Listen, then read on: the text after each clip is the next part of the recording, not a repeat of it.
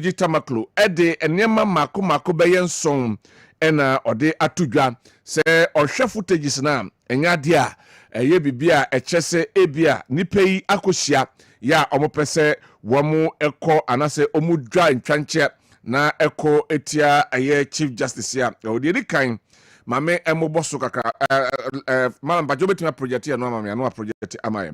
One, also lawyer Tada Sorry seated in the middle of the restaurant with Kote Jani has meals and talking. That is one. Two, in the course of the video, you will notice three people walk in together, and the first person walked past Thados' table without even noticing him, and then followed by Kolende, who first noticed Kote, shakes hands and later shakes Thados and engages in a chit-chat with him briefly and proceeds to join the others he came with. All right. Three, immediately after Thados' attention is drawn to the presence of the other judge in the restaurant, and as it is courtesy between the two bars and bench, between the bar and the bench demands, Thados moves from his seat to greet the other judge and returns to his seat. Four, the video shows clearly that the entire engagement did not last beyond a minute. 5, the video also shows that there was no meeting between lawyer Tadasori and the judge as have been widely circulated by some persons. Okay? Ti we eye enmu eyinumu ebako enono. Afi mienko insian mako do no de bae. 6, the video footage shows clearly that any engagement that ensued was purely out of courtesy, as one can see lawyer Thados clearly showing respect to the judges by bowing as it is done within the legal profession. 7, what the video shows clearly is that contrary to the poisonous allegations, Justice Puamang was not in the video. 8, the video also shows clearly that there was no meeting there was no meeting of the person alleged. Okay. 9, the video also shows that what happened is akin to seeking a colleague. Okay. Seeing a colleague in town and exchanging pleasantries without more. 10, the video also shows clearly that Justice Esiodum passed without even noticing the presence of Thados Sorry in the restaurant until Justice Kolende alerted him. The video labeled entrance show the 3 persons, including Justice Kolende, enter or leave the restaurant. Watch and judge for yourself and determine whether what you see in the video is different from what you do when you meet a colleague or a friend. Be the judge.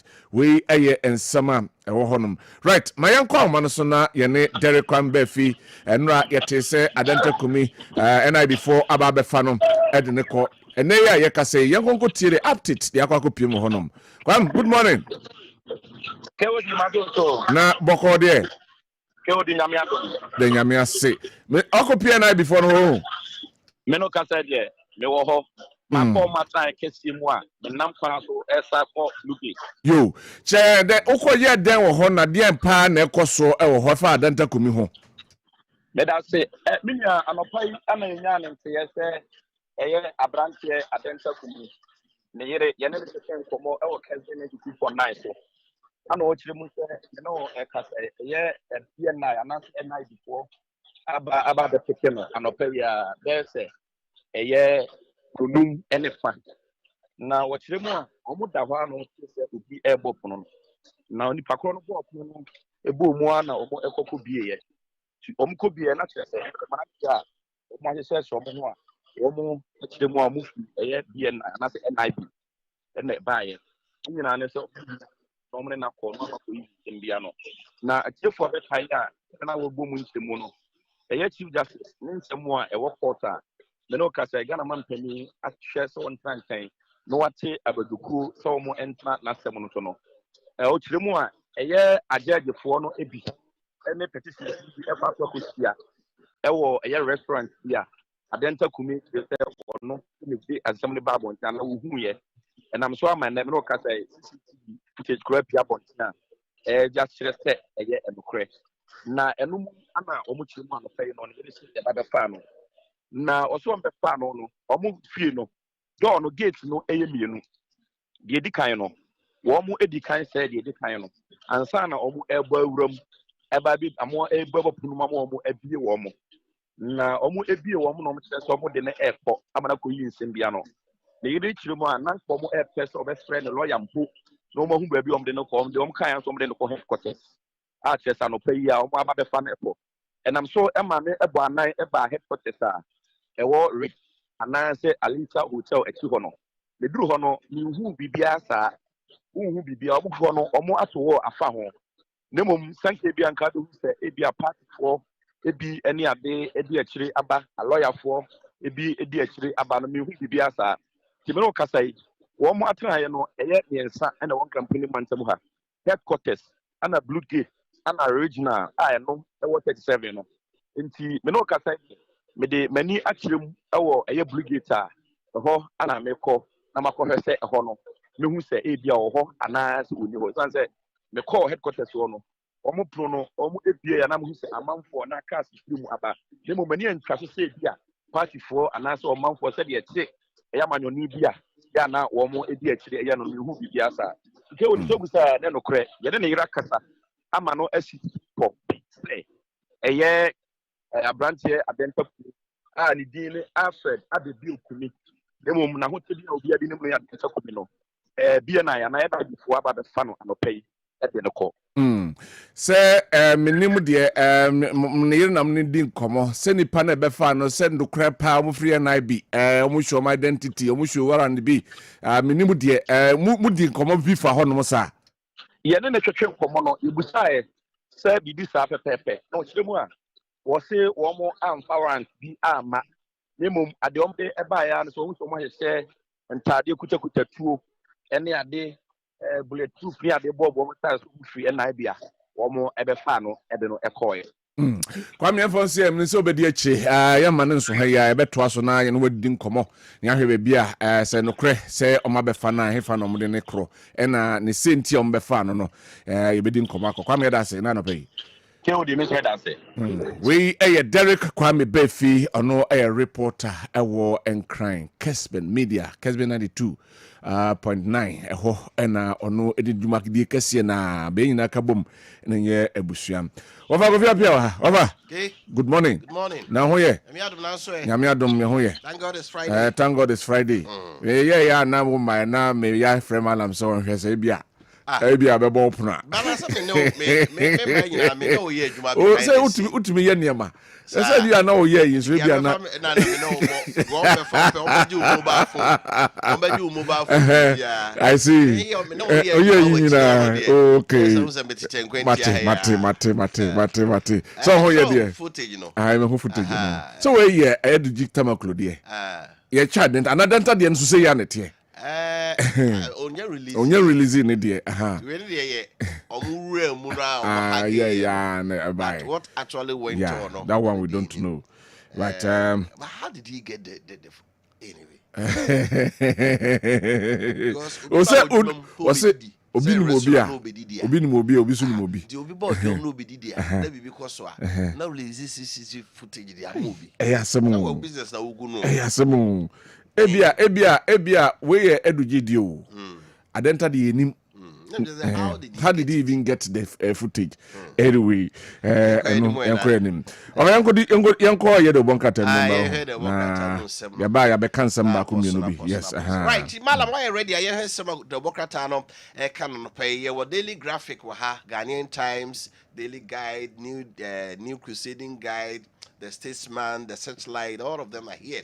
You have a Daily Graphic, Kuwakratano, and Shasie. Now, Daily Graphic front page, was a VIP is back.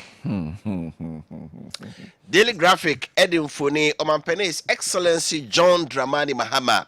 And nowadays, Mampeni Abideche, Professor Jenana Pukwajmai, Nufunia, Mampeni Nensa Atu Nikomu, Mameno Ashe Nikut na, Wajene Trocessy, and White Chassie.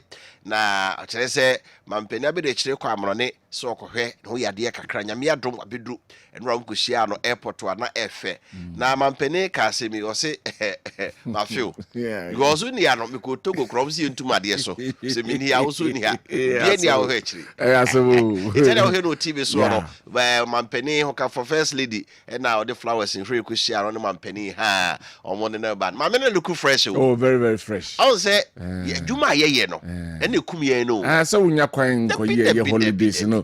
Or Bruni, or two quaint, tin, baby. The woman looks very refreshed. Yeah. Precious, the Bible says, Yankopon, the Ninsia Badi, and that so, or Jojo Nakuma no home. He rested and he was refreshed. Yes. It may be our way, you know. We do baby, I have to rest and be refreshed. Yes. Yes, we just saw ye Jumana, would try ye, the bedroom baby, the scanner open, obey Yare. Now the scanners are copaholding. No, near someone. So, who ye Jumadu who on your pisca?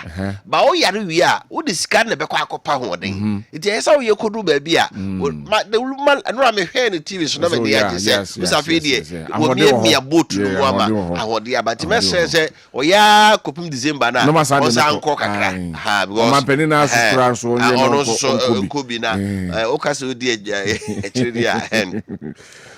oil money to push big push and also petroleum revenue law amended to channel 70% proceeds to infrastructure. Experts applaud move. On say Ghana petrol na yitun ye kakra bi ye de shit to move and now can am yeah arrow fear anumanum say you should more restaurant say the 70% the support infrastructure na and the for just say eh pa go petrol to obesa the sound so to me chess a deal we the private to petrol no but the Ghanaian nurse eyes 250,000 global award. Wow. We have this on the bro. Hey, 250,000. Hey, over. Dollars. And the Quran is dollars. No, I do no still I be Interior Ministry beefs up security in conflict-prone areas. Some say Nani can want some also more than 3 hotspots. Our Ghana baby a horse pa. It bambono or more year Sonia daily graphic. We mun I and some a woman. Right. Me for the Ghanaian Times and fan Trosso and fan Mamoa. The actual said 12,000 women live with obstetric fistula. Yeah. With the medical term. I say or more our dear no and yes. And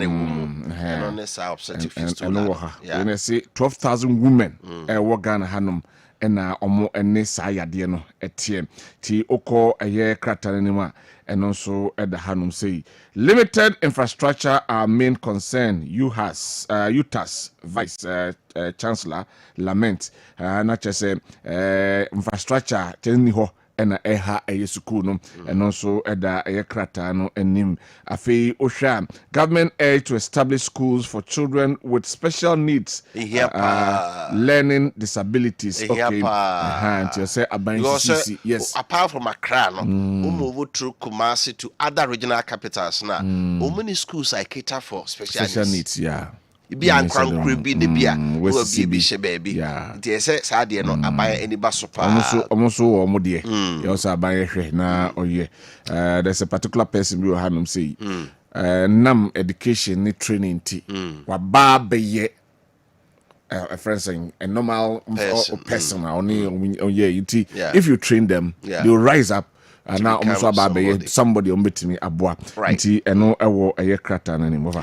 Yeba daily guide and trust so daily guide sro right corner says CJ removal I want public hearing. No I can ho asem ewo ha say Chief Justice or say yemfa metu bedwam no obi ehu na da pa kra ye abo ato dada.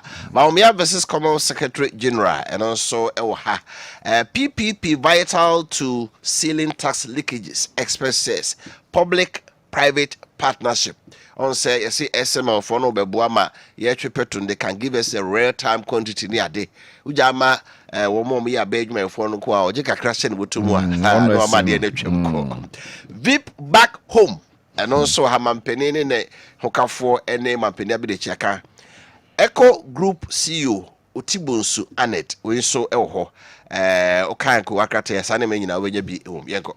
Right, me for the new crusading the new weekend crusading guide emfa entwaso elhanuma paper budgets empty wallet as government fails to deliver 21 billion Ghana cedis statutory fund minority way another pre info no hana say aban so baye busume be de ohoni statutory fund wontwe bie no awotua common fund no bia a friend is saying NHI some can want some get fund nina nko omo aka ho ensem sikana e bani so a we so di ke tuadwumefo kakane anyway ntumi nka se tuadwumefo kada na ka radio alute be sigana na ka obetuma jira no eno ewham city surge demands power price cuts we ex Doma East MP Berima charges Mahama to make Ghanaians enjoy. So see the no peja dia na chese power na mo yeso no mo tete so eno ewo krata no enso anim afi miyenkoi na afi yenhwe Malta ambassador back Ghana led Pan-African creative initiative and also Hanum say Samsung CDC elder exposed power grab by pastor bank rulers we are sorry ho ensensem say osofo no say to me die no eye ne de edodo ho ha ensem gold board extend new gold trading license regime deadline and also na me ntiase say dey say deadline also ade bi a person we bi no wo bo a ho person me so to gold see deadline to such as wo abebe chire bi ya untumi nkasa wo so beto gold no bi na see ya close omo no mo ka ho ensem Roman father tackles naysayers stop blaming Daddy Lumba for okay we dada kedi ho nsensem no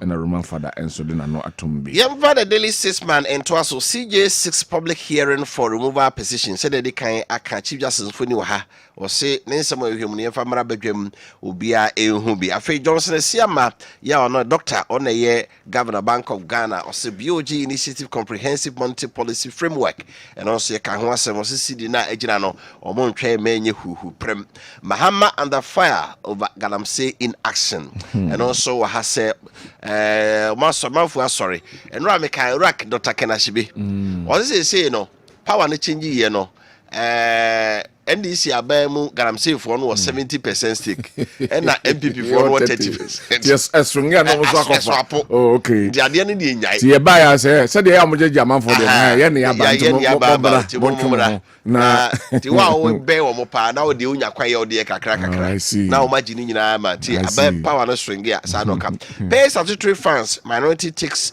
government to tax and also has said they can run another pre VIP back from UK medical break now also you vice president let by a private jet too and also somebody ayo and also beba mama ko tracy jet no baby e de ne koye asa na oba Ghana nyina so mbese ho kan nyina dia ba se de kudwota bra kwa ye no se de nsu ye no awia so be sa oh my god oh my ye ni nyina o se flight bia obetuma tracy ne shedo to ma tracy baby aeroplane no ma me no e de ne koye bia kopem se no obeduru Ghana e no mo check car Ghana abo se de ejem na be ka wo mo a se de kudwota se ne de no odo dwa se nado do probidware won wiem na on the offer no no so ho asem e ha yenko right the for informant to us honoma serious appreciation varsity don thumbs up Baumia's policy iti ohwa Alhaji Mahmoud Baumia e ha na papa no so infoni enso eda hanoma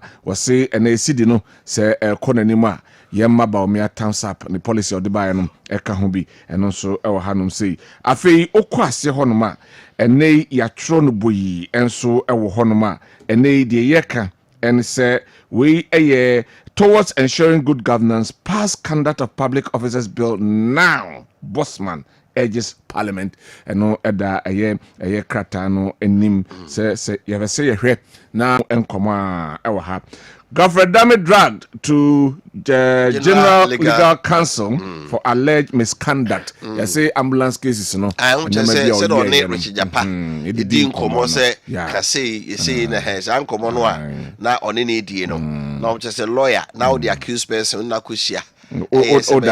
Wait my director nanko wa accuse you at forcing the General Legal Council. Or one lawyer ni bi a yem from so a ye do no ko Yeah, I see a bejo lies. It means your lies so it is suspended 1 year, 2 years, 3 years. Yeah, as I could draw our survey.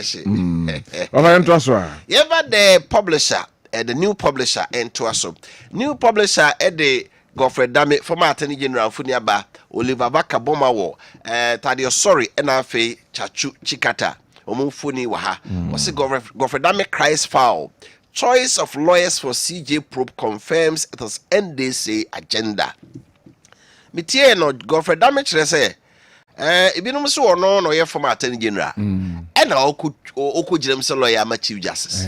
Eche bibi a say MPP for na more time manage. You know na petitioners no mo no ko Chief Justice ko no. Ko lawyers om do mbaye.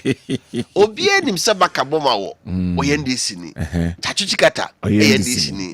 Tadio sorry so NDC cases onya NDC. But NDC cases bia on the handle. Okay. It is the Chief Justice akosi ntu no. Na sa lawyer for me ensa na e ka. That dey na NDC for the anti se me defend Chief Justice. Odi defend. Which means that they no politicize no. And I said what for say ye di kaka. And here ka se dugi e na akofa ba o defend footage. Aye. NDC ni bo. Why should NDC say odo ho cry? Aden also do ho begim. Because at the end asem na wo ye ka odo asem no. Tadio sorry and the judges no. Wo mo no NDC for. So Aden also do independent person be the Chief Justice ako. So edigi na waji atu. Aden na obegi. So nti what have they put? Aden talk to me. Aden also do ho begim. These are the things we should ask. MPP yes. That is very bad. Yes. For judiciary. Very, very bad. Very, very anyway. Bad. Mami o dende. Mami o dende. Back and better. I like this headline. Also American. This headline is the best. Vip back and better. Because who mamena also kanena ni say oh ne ho ye na muhe no I saw still mamena ni aso to kwase on be pre ne ho kramba and oba nra no can he see the boat no ye miemiam ye pa my already demand statutory funds payment and you cannot on pre e de no na ko akrata eken right member the news center and twaso emfa emamwa good board in sensem na no at the house good board extends alliances transition deadline to June 21 and no e wa hede kan aka ho ensem e wa momo restructuring won't diminish share value Dr. Yamson Professor Yamson and odensem we enso e de atudwa ham some person ye share efa ye mumu no ehun no se nyade a ebeka no se bio ehun enware a ewo ho no nyade a ebeka no ehun ensem enso ha afei VIP returns home after recovery in London and also hanum say afei CJ remover 3 judges video sparks debate and also eda ayekrata no enim Ghana card powers healthcare. Hey. We margins CEO bidding tout it as global ID blueprint. And no Hanum say Bank of Ghana size stability amid caution on risk. And the governor of the Bank of Ghana, Dr. Siama, and also Nymphony and so Ewaha. Yeah, the Ghanaian publisher leadership crisis raw Christian divine churches Yedika Kahwasem minority charge on government over delayed statutory payments and also Yaka Goldwater extends a compliant deadline Yaka Hwasem. Alfred Mahama refused claim, deny engaging in Galamsey activity and also CJ removal probe must be public. Godfrey Dame, William says, Cronwara and the woman. Tido Bokata no kopibito. Na sama yeke na details in na umwa ubetimin so ehunumu. Right, na the tieno no ya won komobe mienu miensa edi ansana ya di enko dwena hyeso ankasa ewo hanum sei. Ba me enko ne enko fa we emra, yenko fa yenra anodompre minority pressure na omo ya nei womo ebo aban sobo se wa sobo modia na wayi nani se statutory funds no wontua no yenkofa aye the anodompre ono ensema odi tudwa no na yenti no ye anne ewie yasema edap no so ne kan nye kana tiawa peni se asempetia pempezi woni posini paying aban yi ba aban nwa so kobusumi nsiani na akomabo sika ho nsemo de betu dwa 2024 budget Yahwe mu a yahwe petita kremo ayi hu se aban yi ase sabi mpani mu onimu a ase opani a woyi mframa boni na woyi na ni ato nche waye na adwen se enema nhihye wo budget ni mu no obu na ni eguso akom ni nchiremu common fan wo kohwe budget ni mu a page 72 akọ 75 one I can pay say omo allocate 7.6 billion Ghana cedis na omo no mu asem mo kan omo se MPP aban obakoye no bi o wanye ne ye nti ebehwe se 80% of allocated amount ebe kwa assembly ho ena me no kase ekobusumi nsiani tekukura nkwa assembly ho ena odu assembly ho a obi aye mu de se sumhanu na mutiti assembly ho one ebe kan ye eba beka ofi common fan na come be friend health apomudi hu nsam 9.92 billion Ghana cedis our budget ni mu nya me na me bo metri mu aka ena me no kase one cedi kran kwa get one some 4.1 billion enquire Parliament second quarter one cedi kran by na no media ekira yeso release letter we call controller asefun sana kokoro de John omodi dadai SIF social investment fund ya de boa na common fund no kwa le mobo sabio wana omodi dem wana sabi boduafo wana ebi ni omo nsamo ye nyina etu apintin na edu awreho a yepeja yeti ekwa assembly ho ena obi akadem eye owura anodompre oko soma dojiri ono ena ye MP ewo ho no mo MPP din mu ena with all the work you did before you went, we continued, and I think that we're able to present to the people of Ghana a significant percentage of the things that we had promised. But in all this, you were missed. Ghana is safe. Things are seem to be on the right track, and you've come at the right time to come and continue the work that you so beautifully started. And your colleagues were very happy to have you back. I particularly have missed you because even traveling out of the country has been difficult. They've threatened to impeach me for for going to Togo when you were away. So you're warmly welcome. We are grateful to all the staff outside there who looked after you. Our embassy staff in London. I came there myself and you told me how courteous they had been and how they had been of help. But I think in all this it raises the issues of us improving our healthcare so that we can handle emergencies like this. We built a quintennial hospital, which is the UGMC, but it's still not at the stage where it can handle some of these cases. And so it's a call to duty that we should implement it the way Professor Mills had intended it to be, so that in future things like this can be, emergencies like this can be handled, without us having to fly out. But we're happy to have you. The doctors say you are 20 years younger and that you are okay and fit for the job. But we'll ask that you take it easy for a little while, and afterwards we'll see how things go. So thank you very much on behalf of all our colleagues, on behalf of all Ghanaians. I'm sure today Ghanaians will be very happy. I want to say thanks to God. His mercies have been infinite, as always, and I'm very grateful. I express gratitude to the medical staff too, for seeing the right thing, for making the right proposals. And to my boss, that day, I don't know where you appeared from, but he came and quickly set in motion what we needed to do. And I also want to thank all of you, your prayers, for your good wishes. I can't be thankful enough. I'm very grateful. But I need to isolate beyond family and friends, your brother, Mr. Ibrahim. He stopped at nothing to ensure that I had what I needed. And then he also came to the hospital. He came to sit by me And that was healing by itself. So, my little boss, I'm very, very grateful. So I'm very happy to be back.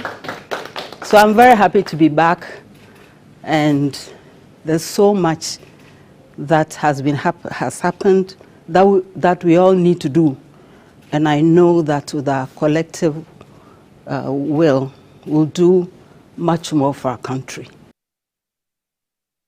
So that is the Vice President of the Republic of Ghana, Her Excellency Professor Jean Nana Opoku Achiman.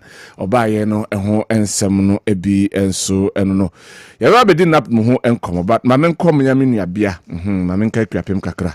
Me nuabia na na ma ho na yenkodi ayare saho ene apobdi ho enkomo. Ana na ho ye de adoma de nyame ase ho ye na wo ho fa me ho fa okay so na se na ofa na ho fa ma no okay why di on pedesa ofa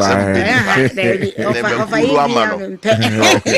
ti do be wi a me kire be o free buy na me ti wa that's me ya me ma ye den chef me di ma for eba clinic Dr. Time da so onum MOBBA otie Kessben me the video na obo ye wiye me kasa no e kire se nipa bia wapomuden ehia pa eno nti wote hono mu a entoto wapomuden ase enye enena maka se gone are the days ena ne yetimi gina honom de hoahwa ye ho me de 2 years ni me hospital da mini hospital card mini ho ahwane ane eye sabre ne nko sabre nuane ane ye die no krampo no na ewuduro dodo sen ne wom sabre no na ensu aye nom no na ewuduro dodo sen ne wom enne yi ayete honom sesi yi ensuo no kura na ayese aye ne kama ye de agu bottle mu ayese bottle water de enne ye kama ne kura no wonum wi a na wo se adwene ho wo wadwene mu se enti wei no yetimi asiesie ne yie no e che wo se ne wiase asesa enti woto honom ama wapomode ho nsem hia once a while bomode so obekwa ya asabia wo de wanya hwe kura afimu no afi bia so a obia woda odidi na woda enti wo de wonya hwe mfama wo ho no ede ye wa woda no ka kira wo ho se ma woda nie mepese mesan enya awoda foforo afeda enu nti me kwanoma kwakwa mapomudi mu enye hu enye suro enye hwe obi almost yes se bia ni ehu enye tan enti me nkompo ne yaka kire me se wei ena eye me ne metua na mo da bi o first no na ne kasa ene die ukọ na yehu se bibia hyase a entem na yetumi aso na bibia aboa ye vice president kasa oka ye wose sabre no de esi putupromo no senka president empie hono a ama mesoso niema mu amo amfa ankwa eno okodu ya asabia hono nso no wo ma anya niema bia enti tells you say se we hu ne ntam a enka de besie nya siye onya hu ne ntam na wo mo so anu ntam nti enene watumi aba okasa da ase no saa na woto wono ma wose wo ye wabrabo enti wanya hwe kura afene so a wosi midimafo wei de bia mo ba afidie so be kasa afi wei de me ba mo nchen ehe na mo wo kumase ase ye watwoma ebua kwa agogo enkan eye pokua se bayera kona Dr. Time da so enhwew oba midimafo herbal clinic a ene ye hospital mu a enso clinic na obi ani mu nti ne ye ba ye ka ne saa no ye won fidie wo no mu a ye de be ye labs ni nyina bi ade ama wo ye wo scan machine e wo no mu a ye betimi de atwa scan bia ade ama wo screening bia wose ye woni padua ni mu ne Ghana ha ye standard tie no ye be ye ne kama ede amawo enu nti ko na ye nhwew na ye screening na ye nhwe se bibi wo no mu a asase a entempa na ye tu ase ede amawo diabetes ne pressure ene atiate se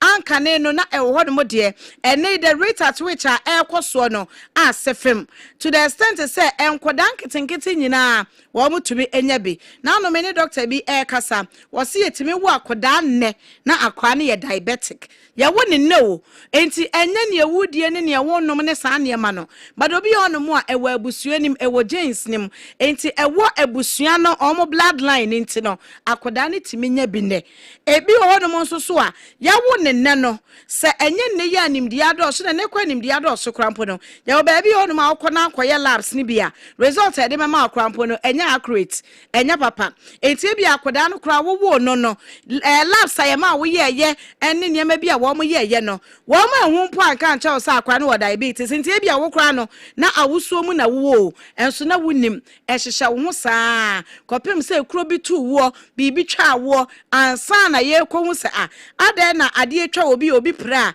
ya ma na duro we sei na wonom ne bere sei ko sisei a etumi ko na wo de still ekuro ni ntimi nwuo de ahwe hu sɛ ɛyɛ saa na tie ɛno ntimi sɛ bramedi mafo ya be screening na afa ya boa diabetes ne pressure ne ya be manage ne kama edi ama ɛyɛ lifestyle disease ane eba enko na enso so no obi wo bi a otimi toto ne niema yie e ma wo hu mpo otimi ye bibia bi onyini kama ne so nte sabi onfon ontwintwam na enso ehye ne ho esan se de all manage ntia na didie mu kwan ofa so di bra wodidi ne bra wodida ne nyina no medima fo ebe kyerɛw entime so diabetes ne pressure no e ma ne hunahuna obiem fabra medima fo herbal clinic na doctor emwao ma mo hwe yen tv so no your telephone numbers no egu so se wotie yen radio e 0244 77 42 82 and 0500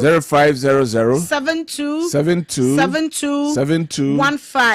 obi se me dia nya diabetes ne pressure me your ba me nsabuo mu pa na me wo hawo esan se me bosome ne beso a ya wa mete e wo me nsabuo mu nti no bosome ne beso a na eja amayem hyehye menstrual cramps ebisi eni dane bramedima for herbal clinic doctor de ha mani nubuna be mawo amma bosome ne beso emoja ne besane enso wonte yaw bia ewom ema ya na omota wa sa hawo no sebi ya na wo mpem agudie enyefe esan se wono ensabuo mu kra mesre obi akra enka ne ho ana bibia kwahye baabi ntwetwe bibi mpo ena wo bre sei na sebi ono bedi agro wo mpamu enti ebasa na osuro enti bo se onye active in bed onkeka ne ho yie onpese sebi obecho baabi a na kono mpo wo na waso ama agro no ayede ompa agyeregyene bia wono woto wono mui wo dwene de ebosome no eba ama ne ho ato no anase ebese ama ne ho ato no eho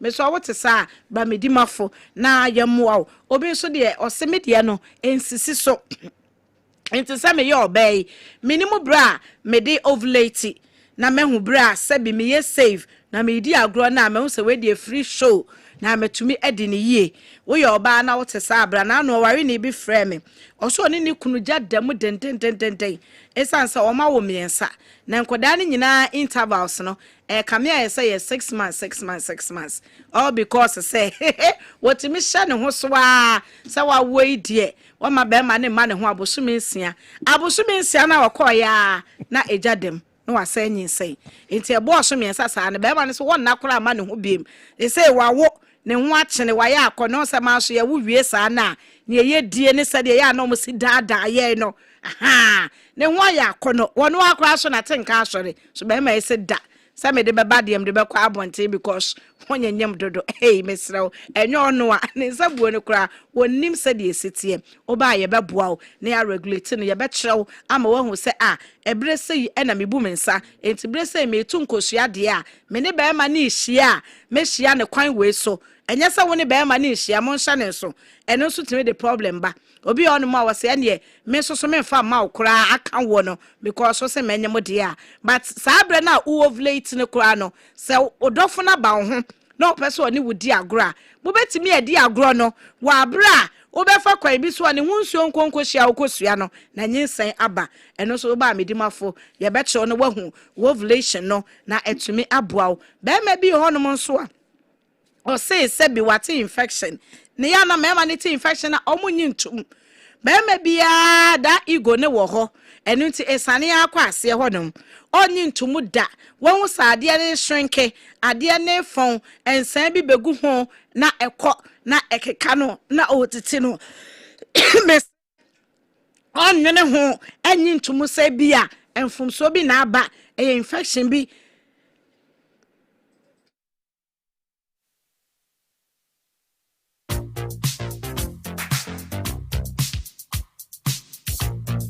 free so. Anyway, Nana, Yanko. Yanko, any more band a day, a cajon. And yes, and I may bear me shake a kid. A jam kick you fear, dear, the other no. It's maybe on the more no swat infection. Infection now what's here a massa dear no cost on the bear money for one air phone. Miss so and pentem na enko pedra a bema obema na ye kese. Ena empentem enko pedra sebi ebema wo ho aye den e wo mpem na emom bra medimafo na ye ntreat because when infection a sanso no ena eba na wo ba ne ma waduro na sammo wa na odi infection na pa ne yetimi yi ni firi honom a eno na ahoode ne beba naturally ubos ade na nkasa benyini because enya normal se wo nyini na ade na ka ekire da bi wunyini bom eno nti no sebi oye krokro wa kra no wo ya akoda no wo hu se de ade ne te hu se we de ye nkwada de e wonyini yei a wono akasa ro ne hu se we de ye mpanifo de nti se wo ro ho na se wo ye pani na so ade ne ye nkwada de a e wo so ba na Dr. Time da so ye boa kuma se ase ye wo atwuma ebua kwa agogo en crime poku asemayoa your numbers near 0244 77 42 82 and 0500 72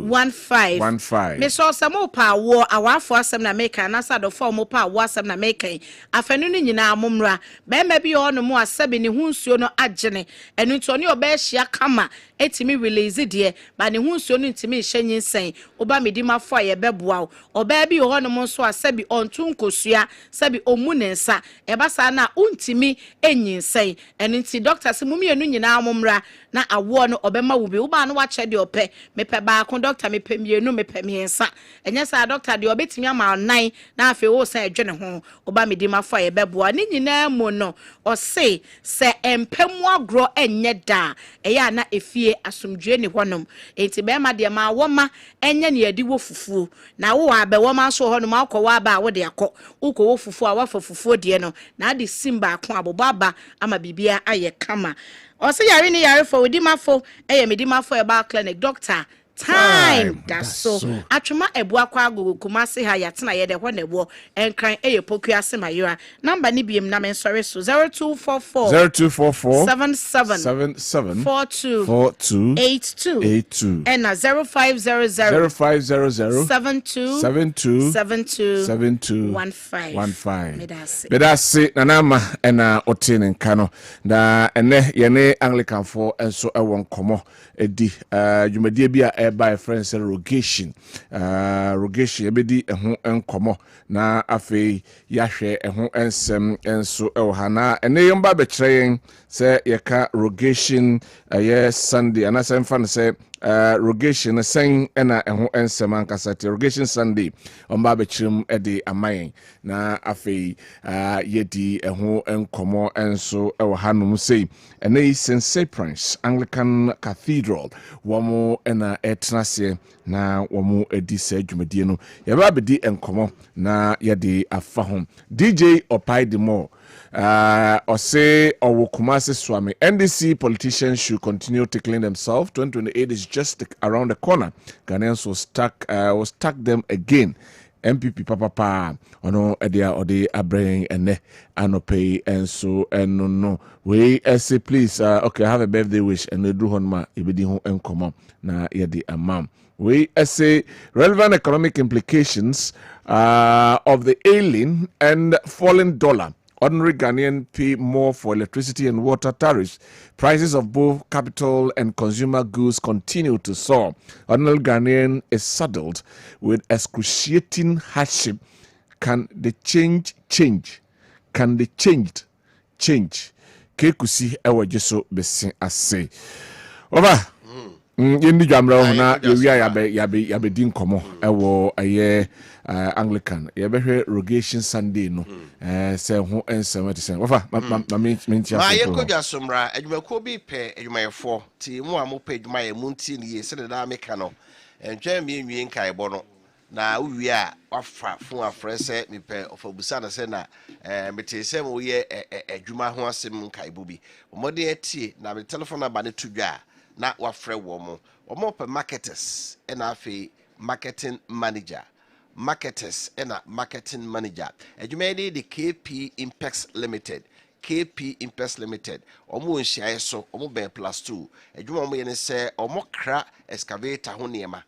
Excavator pass ba ebeton.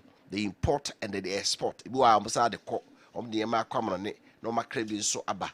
Eti marketers ne marketing manager adwuma no say mo be mo hu se brand we and as say the aba market ye ho pass and amanfo bibisa temon kramra sebe ya ebeboa madwuma na tima paganti so ni jwo so you be a ultimate conduct market research and do proper analysis say wo ho a so dum say da niam we de ukofa atwam we na eba ti ultimi eboa mo say ebeboa madwuma na tima tumpo pa na minimum qualification cross we SS wundi bi kran SS free SS eco HND eco degree diploma nyina no wo mo ejiaketua no so de package ka ho no omo se yeso ani pa application deadline here 4th June so mean say na fu anan ya na omo wie etiti telephone number si na fa mu ba kote utrim na bogu phone so na fra omo sisi a number so ne 055 776 1610 055 776 1610 and after 0541 537675 0541 537675 so free na adwuma sawo de evani agro right as from see and can say nay se obeso dem ye krabehwe na ho ye hwe ho eye moto obi ba ho no to me se nani aka nani agye enye de obeba obetra so na eni nansa ni se nusimenum cross me ko da bi kope as from products bi fa kogu dem enenti abomboden akofa sofas akofa couches akofa dresses dining sets center tables afi wide range of beds and afi mattresses and their bar sebema ofi honum aye krabehwe de yakogu a showrooms ahodo wo Kumasi ne Ghana nyina na de de wo ne se enei obefa ye products na betimi ama discount of about 30% up to 30% adena for ni enchem wo Kumasi mall ho a showroom ni bi wo honum Santase ebi wo hotafo ahojo SG mall main office no I friend Melody showroom no ewo Kasi anase ko ash foam depo bi e ben wo okwa afei ose ope eye ash foam product ni bi na yama obi ope emu enchemu afre 0542 697487 0242697487 and 0556 579214 na yenyo so yesi entumofo enei still nipa bonfo no omda so tintin video ni so a ombu amanfo fa so ntina wa ya hwiye AAK Marriage Foundation asokwa marriage registry eda free so mo ebeye pastors and church counselors workshop dwumadie no eba so nyame adom a ende ya no pe no nkro ya no masase no mienu na omawie wo asokwa municipal assembly conference so ye be Kumasi mall no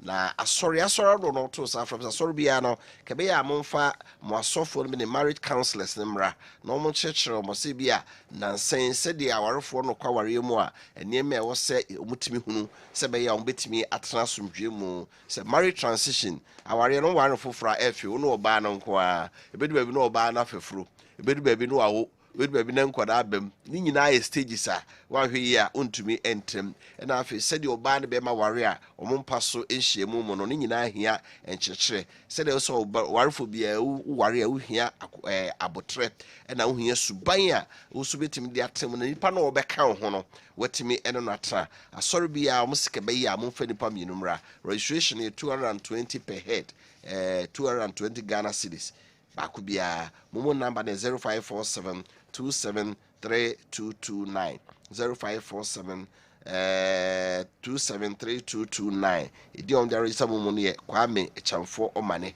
ene na program ne waso to be strong asori bi wa manage ho no Mutsumi Kankobi. Phone number which me from Romading Tower 0202 439439 0202 439439 eso.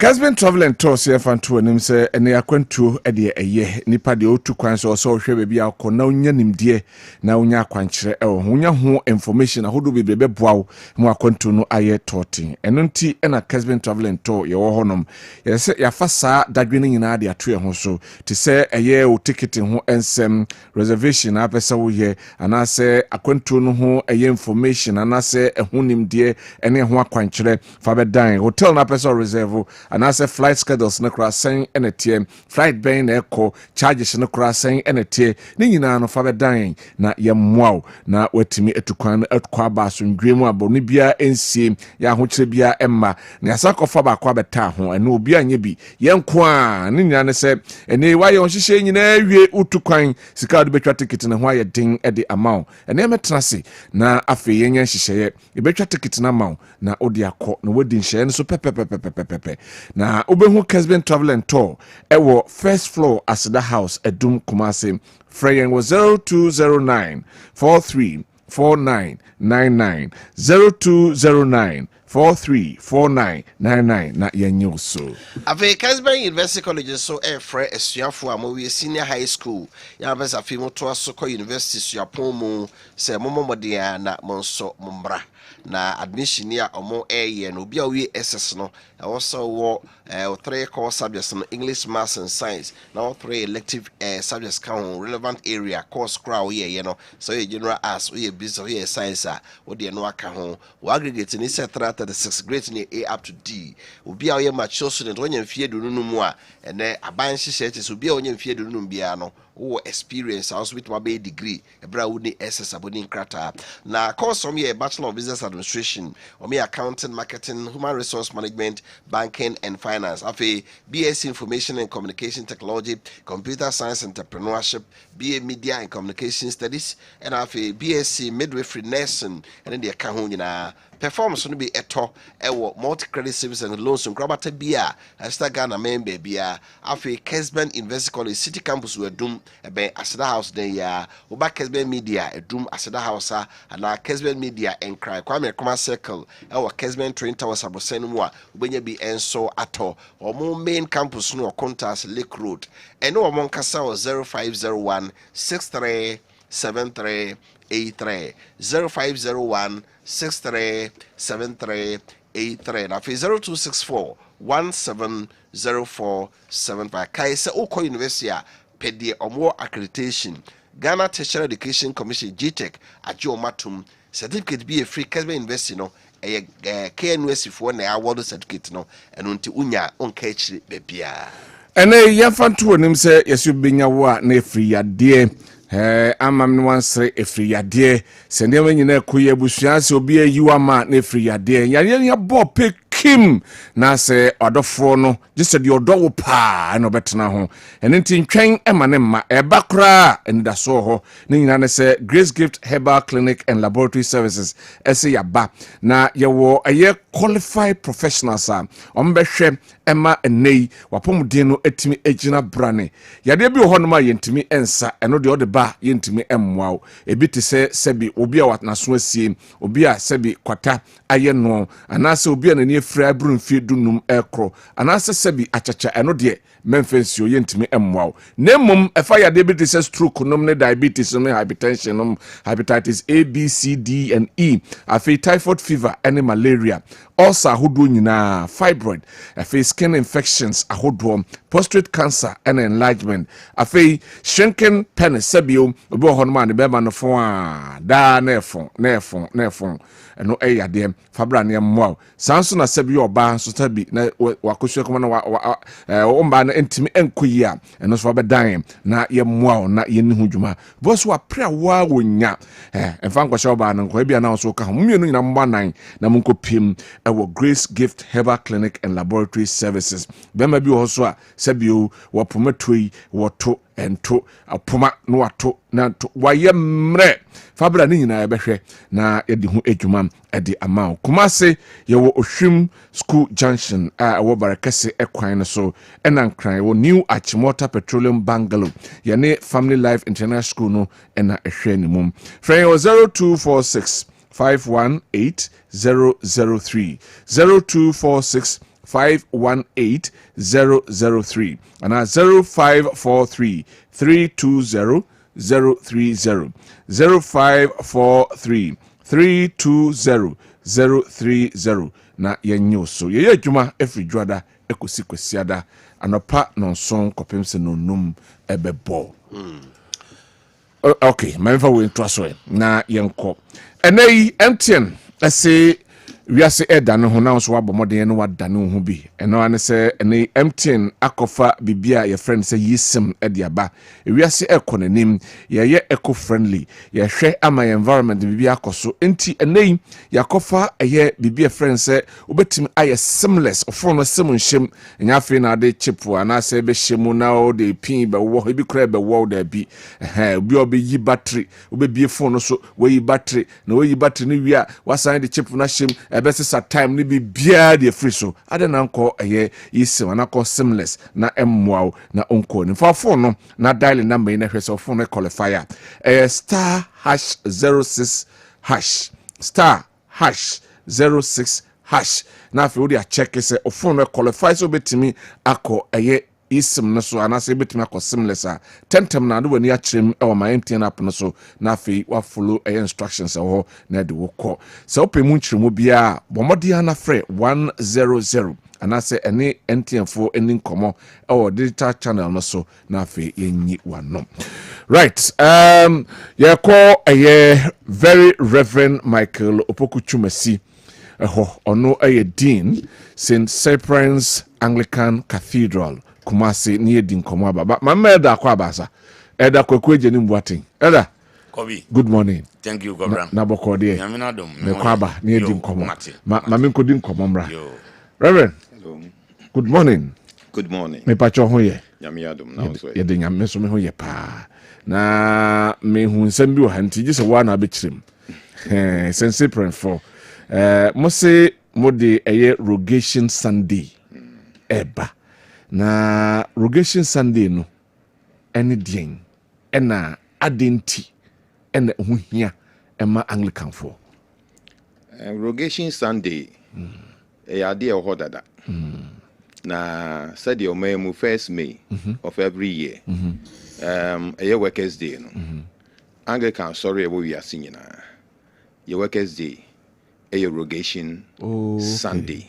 Mo workers get na rogation Sunday. Okay. Na rogation Sunday no.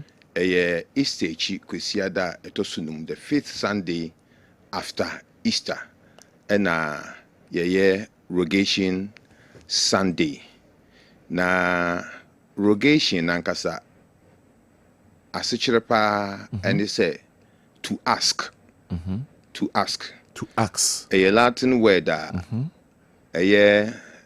rogari. English no asichirene to ask. Okay. A the sre kwesiada. Ti yesre ye di meju mayefo. Na yasre e di ama enyuma hodo. Okay. Yasase a yeteso nso so yasre nyame adom di ama asase no. Se de be ya asase no ebetimi aye fruitful. Okay. Na rogation Sunday no ehu hia pa Anglican sorry isan say ye da Anglican sorry no you appreciate workers now for you encourage them to do more and nti abribia no edu samre no a asol no to me kura ema communicate ema workers who say the church is behind them. Wow.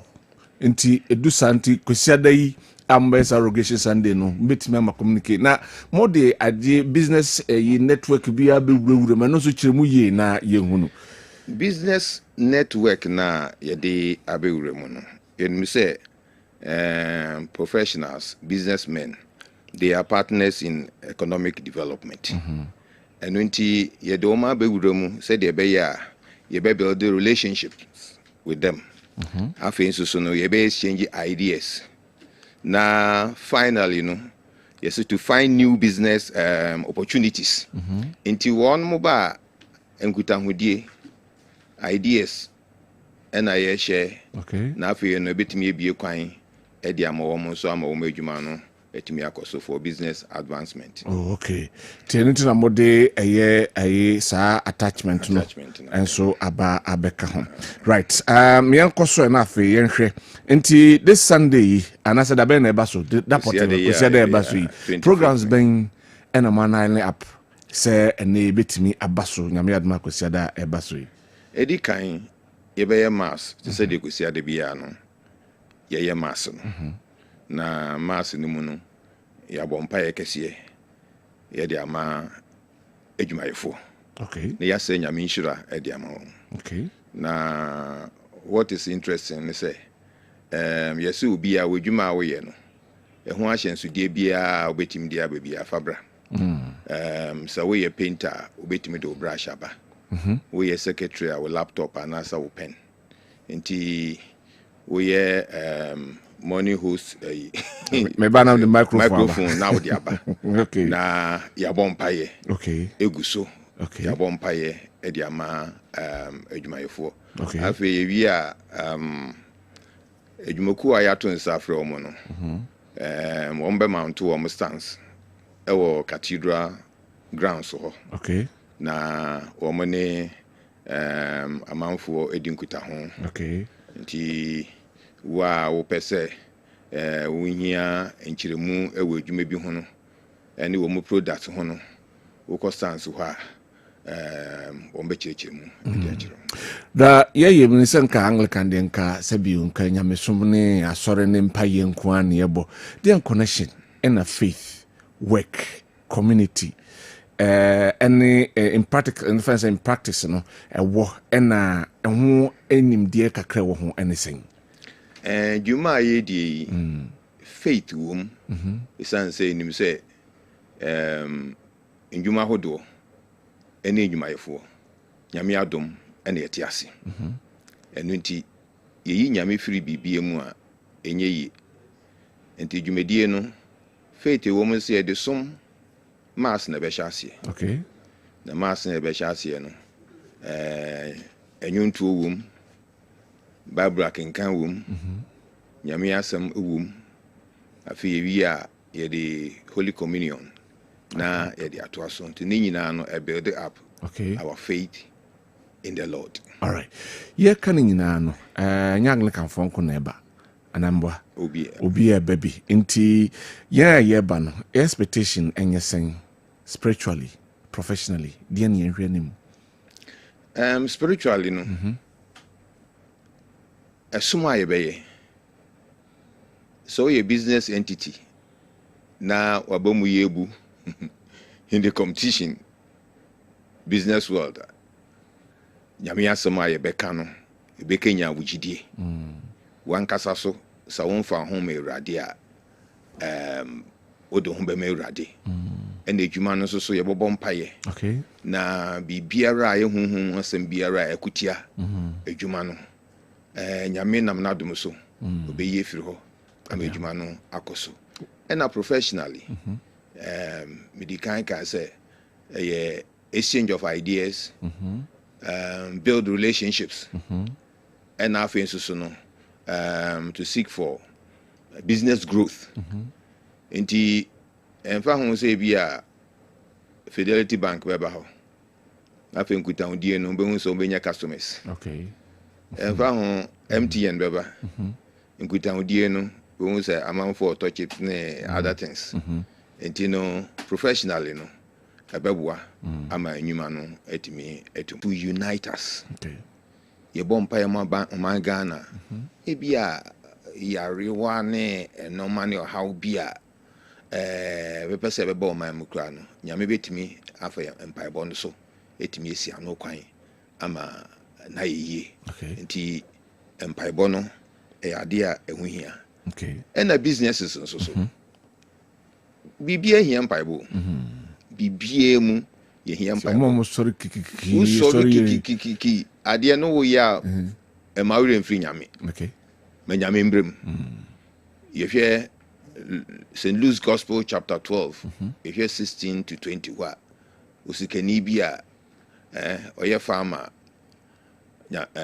onya bumper harvest oyi nyame firi mu oka che ne kra se ondidi onnom onhome owo nuane a edi esi ama no firi hia bebre ni wure fi se asase no kra nyame dia ni wure fi se ahoden nyansa nimdia ode ye nyame dia ni wure fi se nyame ne to nsuo gu so ti nyame e ma no hu se de waye no waye mistake ti oka che ne se anadwi ye beju kra fi nsem because one acknowledge onu nyankopon iti ye businesses no was here manyame ebem. All right. Ma yankwe na afi yenhwe obetime throw more light our format and a corporate networking session no ebeye ekwan ben so na ebe organize no na nei so we di cat ho dada de hwannom na qualify say ye babie format ebe take ni say cathedral grounds ho ebe ma corporate entities no amount to stands. Okay. Products beba. Until obi obeko stand bia no. Obenye obi obe attend to him or her. Na ope say woni omo enya business connection the opportunity is there.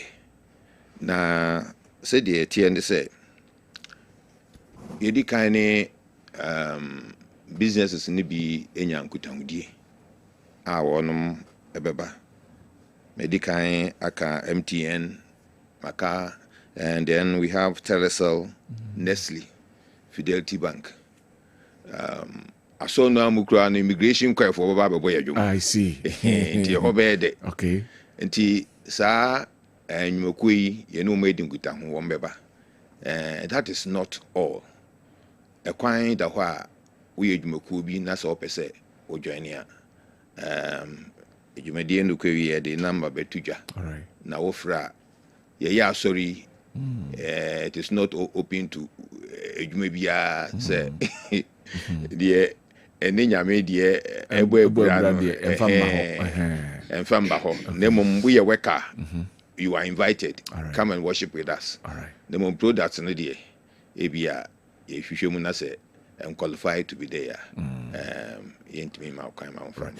What can I say ni yenhwe ene asori ni role I will play say obeboa ama economic development aba omo ye ni ye kwan ben na asori ne faso a oboa ama economic development etimi ba oman mu asori butaye ba ko ne say community aso no mu must benefit from the church. Okay. And nti asori mfa emo was say the boa community no eniagro. It is our responsibility. And until here so be able say asori be a credit union. Ebinim ko ho kwaje busia eni ade. Asori bi wa build stores. Amanfo eko rente di wo mdwuma ahodo. Asori bi wo a ebia wa ye water ensure factory by employ nipa work community ho omoboa ma asoro no anase nipa asetena etimi akoso enti wenim nyina ye no ma ehia asoro no eye na asoro no bekoso ayemo. Okay. Asoro no di kan ye bi dada say building of schools clinics na asoro na nkasa nso no ejina homa peace to di edin a invite asofo mpenifo yesimu nkonkotrem na manso eda asimesi ana so obintin entem no yenhwe nsiesie ebi no mayamukura no peace council ewo ho aso no boa e ma somdweba. Right, my yenhwe ene yenhwe say omo nipako especially am invite omo say invited guest speakers bia nei mashada tonsa from say womomra for the day activity. Ya tonsa frɛ honorable regional minister. Okay. Na security agencies ni nyina no ya tonsa frɛ womo mpeni form de down.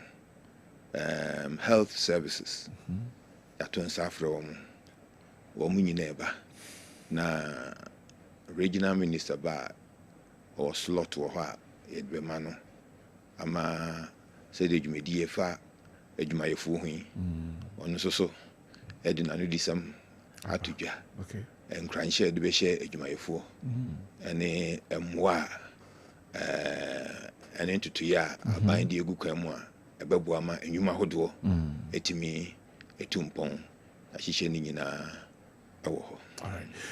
yɛka ne sɛ wo sɛ obia mmradeɛ na yɛba no kwa no asɛ mefa me nneɛma sɛ me microphone metam yɛ na meba na sɛ yɛwɔ kwan bi a wɔbɛfa so registration processes bi wɔ hɔ nom a wɔbɛfa so anaasɛ ada ne so yɛ na mapagya me ho me na maba no.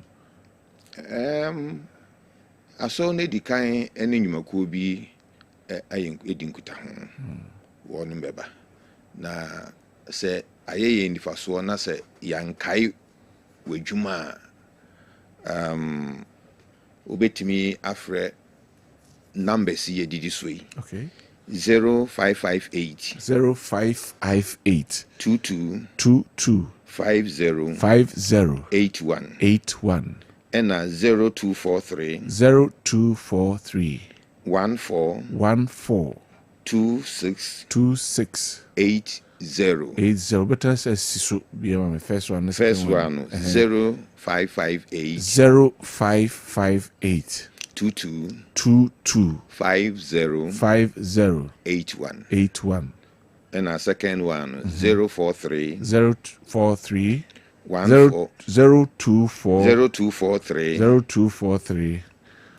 14 26 80. Now waba na yebedu beka ho ado. Very reverend so wasem bia obeka na retwa to kwasi ade nyina meba na microphone na me pad na ehema motium na maba.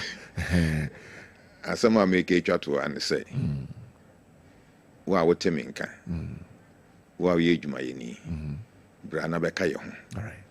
We dwuma no nyame wo mu a eboa ma adwuma no ekoso. Uban so a wodwuma no wobɛnya opportunity na wodwa tɔndeɛ no wada ne didi akyerɛ ɛbɛboa ma wodwuma atumi akɔso. Very Reverend Michael Opoku Chumasi, a dean St. Cyprian Anglican Cathedral, Kumasi. Papa, Yamisha. And that's so say only abedin komo yet to say. That's it. Right. Yɛbɛtoa so ɛwɔ ha na yɛdi nkɔmmɔ no na yɛatoa so. Ma mekenka message no kakra mfiri hɔ na afei yɛnkɔ ɛnɛ friends saying Ashanti region Natmo ɛhyɛ sɛ wɔn ɛte ɛyɛ gutters ne baabi a nsuo tɔ yiyiri no wɔn ɛte drains ne mu yɛbɛba na afei yɛdi ɛho nkɔmmɔ baame kan messages no kakra bi na yɛmmra ne mu nyinaa na yɛdi dwuma nti maame mmɔmɔden na menka good morning Kilde, welcome Nana Jane Opoku Wajiman and wishing you a speedy recovery from your illness. Since NDC took power, there has not been any single policy implemented in Ghana. We are expecting Nana Jane as vice president to bring meaningful reforms to the nation as Dr. Baumia did when he was the vice president. From Kingdom, Ashtown, and Odiwe Abraham. Masamudo Kumasi Bantama say the recent appreciation of the city should not be a cause for celebration, but rather we should pray for its sustainability. The performance of Ghana's economy is in the interest of every Ghanaian. We hope it is not just temporary. Good morning. Please, there is something worrying teachers at Ahafano North, but we don't have the mouth to say. Heads and teachers are not supposed to collect examination fees from the parents, but the office have ordered the heads to do so. After collecting the money, some will not even pay. The office used to collect part of the amount from the school. A head teacher who cannot pay their percentage of the money always faces demotion or transfer to remote areas. There's a man at the office called Memodin. He was then the HR who was demoted from his position due to corruption. The man at the office treat teachers as if we are kids. You can please do your checks if I'm lying. From a concerned citizen, Afano North Tepa Okay, I think so we'll pick it up. Na yedi ehu ejuma. Oyibo boatin wa twuma nrebehi. Government should do something about the cost of data in Ghana because the cost of data in Ghana is expensive than transport fares. The earlier the government do something about the data, the better. Ono so edia ode abrey obi a won concept. OPK ewo patrol voice or go so no otro ode nchia ne di anim. Na odi aba. So we thank God that Jane Nana Opoku-Agyeman, the Vice President, has arrived in Ghana in a private jet which costs $800,000 per hour. After receiving treatment abroad, so where is Honorable Okujeto Dankwa after attacking Anado on private jet in opposition and at this huge cost to the nation? The hardship has become worse under Mahama and NDC with only over 14% in utility tariffs as against 10% increment in workers' salary. Doing so collapsing businesses and jobs, high prices of goods and services, etc. Honorable Ablako and this NDC government should explain to Ghanaians this $800,000 per hour private jet for vice president because they told us hiring of private jets is bad. Hypocrisy is killing Mahama. Honorable Dankwa and NDC. Is this the reset they promised Ghanaians? Okay. OPK, Edia, Ode, Abre, and so, and no. We security, Major Zuba should insist that all those who sell pure water, sachet water, should collect their rubber bags after the buying, after the business, okay? It will reduce waste in the greater Kumasi, Sekabis, our new Edibiasi Zungu, and Odiwe, and so Abrain. We, as a good morning, Kessben Maakye. Please, I'd like to make some suggestions for your show. Any cheni akayo, non to answer. All the suggestion by Chebe then we contact you now if you are near Dihun Komoyi. Why? Lawrence Bacheke Buche was in your Soren Quanta of the Unity Oil Filling Station. So we welcome our Vice President Jane Opoku-Agyeman back to the country to resume her work. We believe that with her immense motherly wisdom, he will advise President Mahama to stop harassing her colleagues. Chief Justice Araba Tokonu. She must help protect the dignity and rights of the Ghanaian women. Hi to my leader at Asenia. Okay, yeah, that's it. Ono edia ode abre and right. And you zoom in straight away near the encomono. Enra the Ashanti Regional Nadmo impenyu for a koye na omoshase mia omosu a flagship area ha adwen enso no twa e ha adwene no omo ekotitibi enra no omoshase omo 16 major drains emu ahead of the races na shase de to hear screen so a eno ena ohwa ha esi aye ensumu a etimu sebe ensu yire no eba emfa ensem ahodo enso emma eno akiri no yene the Nadmo boss of the Ashanti region aye Alhaji Muhammad Nasir Ibrahim edi enkomo yawakotie no na yetie nsema ode etudwane yetie womo a omo etete mmia ho no so nsema mdutu yentie Nadmo boss no ansane yede omo etete ho no so enkomo no atoa so Nyame adom ya regional minister waboan wama excavators oni assemblies akasa omama tipper trucks ne wheel loaders asa for fuel ka yani ankran for akasa ebi eboa Kingsburg fuel station is helping Jofel aja to no so say ya start adwuma na adwumayefo no abeboa amamu aduane adi Ghana Airport Company enso aso yasene ene ebia menka no say K-Cap Zoom Lion Agency awo Sokoban eyi fi na omo say ombeje no kwa na je say krum ada ho na bebia nsu fa no akwan abeda ho agency no timi afa enya kwan fa me sure say emmu mfa so emewura amanfo fi na nkampese bia age kwan ema obi akohwere ne nkwa ana na japade bi ana obi ahwere bibia esombo ema no nti tititi ade epa ya no na enye hanko a ye start free ha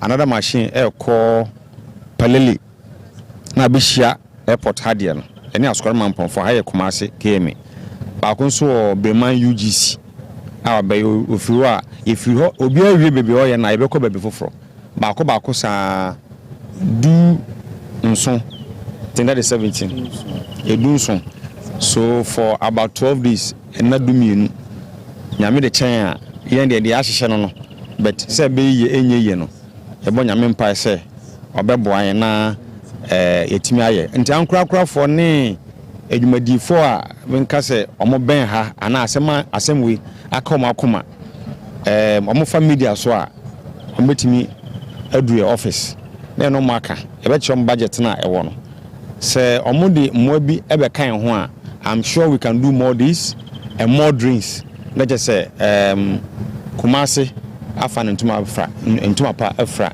sa atoyenchema aya yehu nso de ba no nyame adoma this year yehu bi nti tete say timu na anwane so ba ne adoma de ko yenu den ye betumi says adini na make no ene de na duro pa ne say anka aban be concrete omo frɛ no concrete envelope nti intim ni fani bonkum be 200 meters na egu concrete kama na efam no yetu we na amna kofam no mo the concrete agu ho before the street and then 200 meters after the street into esa na em so bebi ho a omo bibisa eboa pa efi na eba no enze nchenchen ne de bebi ay concrete ne de nyame adoma ebi ma emfiri omo biemu na de fi echire no enti nyame adom ya ne we the Nadmo boss for Ashanti region Alhaji Muhammad Nasir Ibrahim and Otis to a nso ne toye no in fact enye pie free abonten no wonder say enso to a yiri amanfo efa so na ya nso yaka ho bi ya yaka ho obi ye wura gu bottom wi a wakosane agu nsuo ne mu se nsuo ne fanko ebekwa ba befawo. That's the issue. They be amade wayek hono eye mfato ho. Wayek hono em say ekrom ha nyina plastic waste e hono ye damp guo. Nsuo na hono be say plastic waste egum bebre. Yakone nkotie amo amote eye bia hono sensem a omo de tudwane bi na afa yemra na mema elder kwekwaje no boaten enwura ensem no mu. Yansu efi a biti se nukura eyiri afa na yansu efi a nsuo ni to na se ebeda ni se ya awose wupie because e bufa so se ye bibia woni oma kura ye koda hotel bi wa ho na ye koda nti ahomache ni apa obi amana bebu wo no na ese nsuo na nyakwan akwa me atete na no pay kura na yetimi atete acheche ne kakra ba ye ntiti nwie echi onyi na ya acheche nti nyame ya adom ochina ni aye ba ye da mpanyifo na se o mehu ye mobo a o mu betimu kakra amaye sese edo ma se ba na ke yesu yesre kakra se the way mesi ayetafo ayi no ko me ye the same thing e wa hamaya na fie ba ku bi nsu to yesu na se nsuo ni yiri wa ha o mu ntimi mfamu nkwa je so mu gina ma nsuo no nsuo bi eta ha bia atwe ansana o ma ko fie ti yesre wo mo a o mu nya ya dom na o mu mo aye ni ye bledodo e wa ha eni nti ededa wa ebufa edwaye ho na eni ewura baabi adade mu nyina valanda mu nyina valanda no kura nsuo ni bi da so taa o edan ba ku dem kura cheche wo ma yentimenti ti esra aban how bebe nsuo mpa ya ho kire pa to age se ye peja ya ho ne ye ma ekope etofo no no muda ade chia ye ba ya ba owura nyi baabi ada eto na de so asa age se wo le no asa wo no ma ne beba ne ma chos ne bibia ne ma ne bibia se because nsuo na ba digidi na eba gata ne mu nso asi nti gisi anya sampe ba bia mfa esa na esu ekuta nkolangoto a enim ne ebesi akire because nsuo no to a enwule ebetue fe akire aba no enye ize etopa na mo na mo hunwule eta ha se ya enye enwule aketwa enwule beble ta chia se eba de wo ne asesa nwule nyina pe ba bia agu ye ha se ye ntu nwule ngu nsuo nim ye obabi etu nwula gu ye ntu ngu nsuo ni nti e won asentu enso de jemu a nwula be firi echire abata ha se no enye ize biti mu se no kura eyiri afa na yanso efia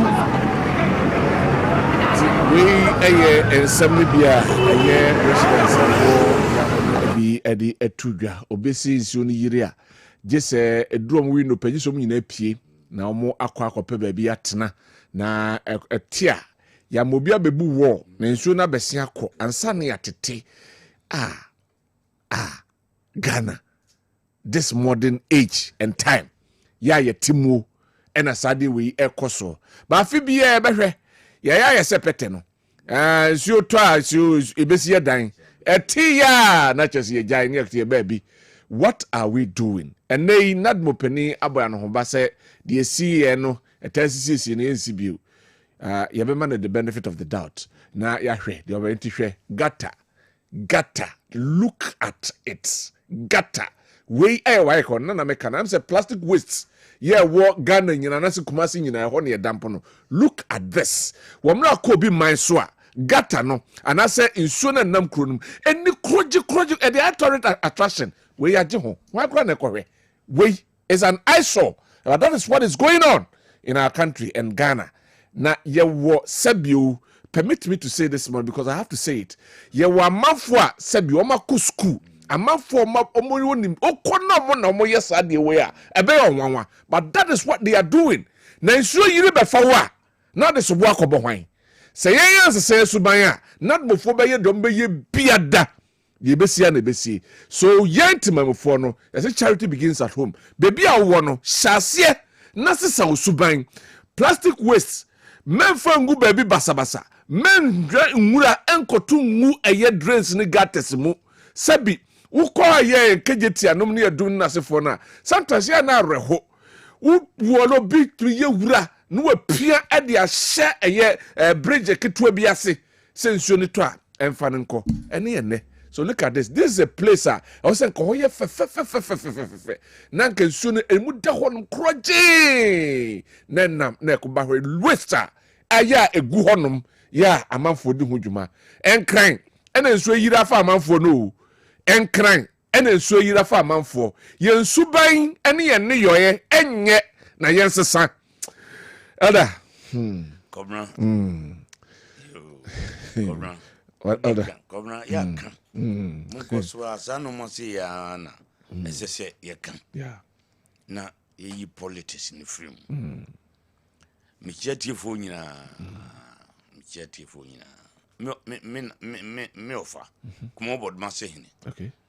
Bod ma se Kessben omo ekopa.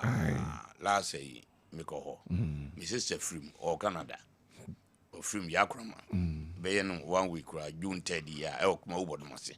Timicos Ramana, no to go committee, Mitimpa, or so new of a copy. Make an attachment work, come over the Massy. Of a Michiao. Meko and Gomani, dear Biana, Yakan. 77 years, some are walking. Ubicra, you are noisy Aye. Cabran here, area. Medium my clear or see. Kora Ghana any vision.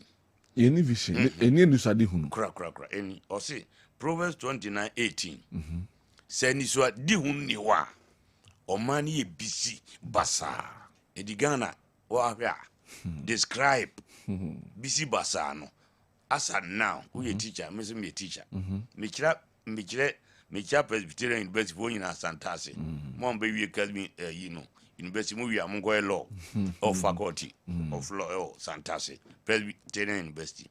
Kwabena, into ya 2 questions amount say, describe your nation. Describe your nation. Can the nature of woman say the city here, we can say. Maybe your amount option kura. Abia with vision. And I say without vision. Bisi basa. And they could year. Say now become. Kwabena. Or say, send this to a new one. Or money bisi basa. Ghana. Kwabena ni liter. Ye a man yempan say political leaders. Let me use that word. But leadership with qualities. You need be Crack. Never. And commanding will say, go to every sector. Go to every sector in the economy in this country. Kwabena over be ho. The make tie for be jima no si papa are ho. See wo gold, wo timber, wo nimdiefo, omo kwabro kira. Professor Frimpong Boating, heart surgeon. Me can't just say ye wo nimdiefo ngoma kudro bruchita na sell. Ghana ni kudu baby and necromatist in this nibi or by award namuka meboa onye Ghana ni and the brains no need knowledge e wo ho but how to utilize it ye be use ama on man move for no e ho aton there be intimi sebi and come here nam time ni tran come here busa so buse ya omo chire ade na omfa character enka hu suban anything you do in this world entrepreneurship Michelas in mom question here discuss as one of the principles describe some principles of entrepreneurship like you were Kessben no despite no mutimi agina Brigade no Bloomberg no Elon Musk na etumi adwuma there are some characters principles qualities elements omgyan naso ebini embrace failure one of them is character say uni character untimi uni subanya untimi now kwadwuma 8 o'clock now so nso to aya no apete no ada na adwuma no be yi dabi nso piti anu ada ebeyi nabi kwabro chiri ko we character ubeko unko abeko sunu okura befaso akọ character and bibia the one thing yen tanchire kwabra yen nwini ho ya dwini ho se edi suban and the treviasi di obrabo pa ni nyina ne se wodi no ma bi ethical issues values begu kwam sabi unim nyansa wodin wosua na character nim yasin tuwra nkone ni obi mpo ne beka kire ho na num so na na de atoa wo character enti obi di so to na mihunu na kanya odi to ha no da bia uduru ha fa bi to se eni bosome obetimi afa ha woni character wonum yogurt odi anu atoa ko ne fom aburo nu atoa ko ne otuka no mo to ko ne kwabra where is the character so say o man no flooding any no me koso no nyina character ni ho from tree to the bottom ye ni suban no ye suban ye character enye entinka na mpese mbusa sopo say you know program dey very nice omufa character teaching enka ho musi adwuma ni Ghana abu adentra nipa no a obi adwuma no o de mano a hwe nipa obetra opese wonya adwuma se na adwuma wura sebi ena adwuma wura bi nso on hwe de wo be no so yie obi nso betena ni ahwe ni yie na ketu yasem ene ba bi obedani ade ni nyina ne se character we are not human centered abrochire excuse me omo twene nipa no ho enti wo ye bibi kakra so ma resign amadi mi ma no yammo watwene ho ene ya na wira ho look out if you said si resign o what be o hada obi papa begin how defending ni pakro no onu aso nim se nye adenti beko ya man side Ghana ye self-centered ibinum self-centered den mikasi eni aniswadi huna Bible na quote and American sa edam de ibi sendo so hu or see when the rains came to Accra 1960 yen check how many years now 65 years now in the when is wadi hu adi see 1960 in so year when the rains came to Ghana 1960 and now the rains is in what Accra Kumasi everywhere afi bia obesra yen last year there 1960 the end you see when the rains came to what Accra and now you be three caption you can say when the rains came to Accra Rebecca saying when the rains came to Ghana Kumasi every village a grassy baby in so for adintra any character Kwabena re ho enti as I say GS curriculum no sano fa bi nguram practical things nguram sanitation kire nature study and hygiene